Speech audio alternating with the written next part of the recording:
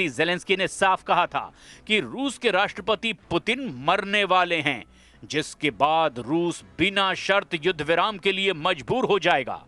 यहां तक कि फ्रांस के राष्ट्रपति मैक्रों और ब्रिटिश प्रधानमंत्री कीर स्टारमर ने भी रूस को धमकी देते हुए कहा था कि रूस कभी भी यूक्रेन को नहीं जीत पाएगा। रूस के यूक्रेन पर ताजे हमले ये साबित कर रहे हैं कि पुतिन का रूस अपने मिशन में बहुत आगे निकल चुका है।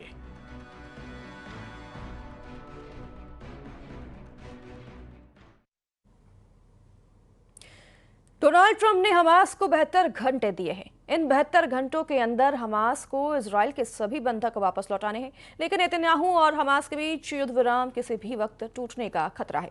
ऐसे वक्त में पुतिन ने नेतन्याहू को लेकर ऐसी बात का दावा किया है जिससे साफ जाहिर होता है कि ईरान को लेकर इजराइल घबराया हुआ है। देखिए स्पेशल रिपोर्ट को।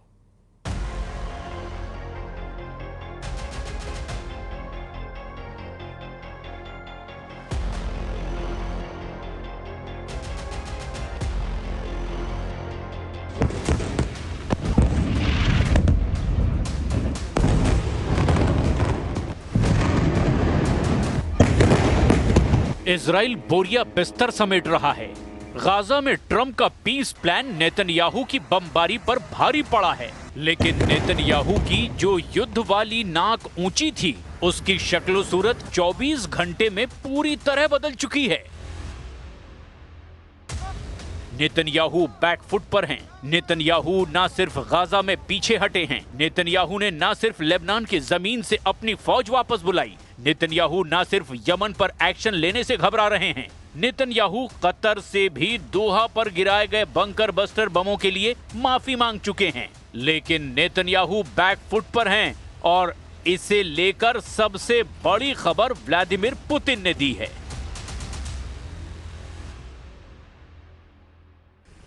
व्लादिमीर पुतिन ने बड़ा दावा किया है। दावा ये कि इजराइल ने उनसे गुजारिश की है कि ईरान को एक मैसेज दे दें। मैसेज ये कि इजराइल अब ईरान के साथ युद्ध नहीं चाहता। यानी इजराइल पुतिन के जरिए खामनेई से कह रहे हैं कि अब वो युद्ध नहीं करना चाहते। यानी इजराइल पुतिन के जरिए खामनेई से कह रहा है कि अब वो युद्ध नहीं करना चाहता। पुतिन का ये दावा नेतन्याहू को लेकर बहुत बड़ा सिग्नल दे रहा है। 13 जून को ईरान और इजराइल का जो युद्ध शुरू हुआ था, जब ईरान की मिलिट्री लीडरशिप को एक झटके में इजराइल ने खत्म कर दिया था, और उसके बाद ईरान के मिसाइलों ने वही हाल तेल अवीव और हाइफा जैसे इजरायली शहरों का किया।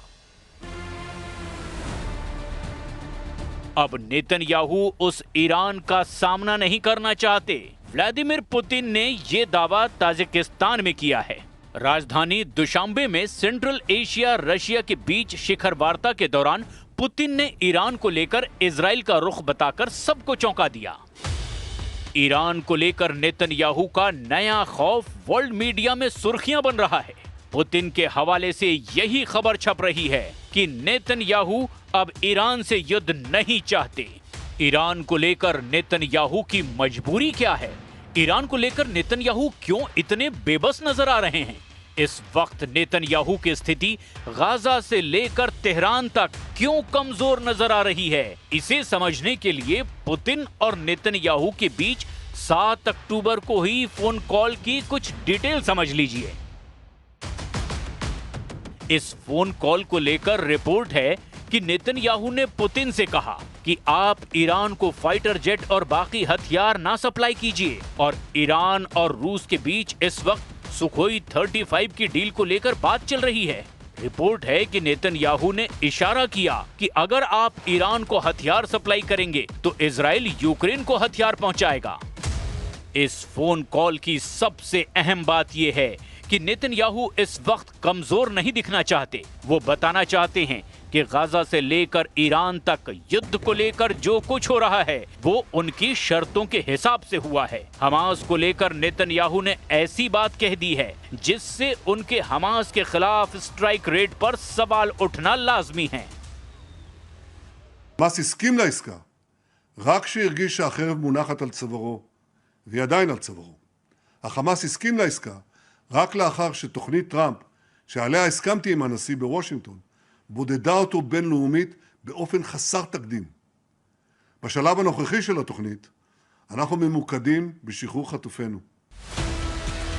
735 दिन के युद्ध में इजराइल ने गाजा पर 1,10,000 टन बम बरसाए।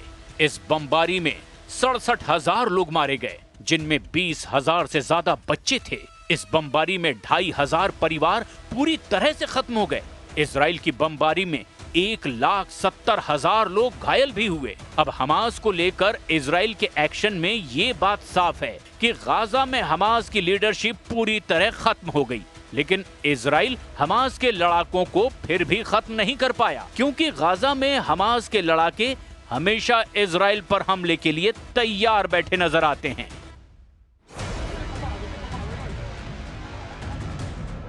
यही वजह है कि बंधकों को छुड़ाने का दबाव और हमास के खिलाफ निर्णायक कामयाबी न मिलने की वजह से अब नेतन्याहू को बैकफुट पर आना पड़ा और डोनाल्ड ट्रंप के जरिए गाजा में जो युद्ध विराम हुआ है उसे नेतन्याहू के कमजोर युद्ध का नतीजा माना जा रहा है।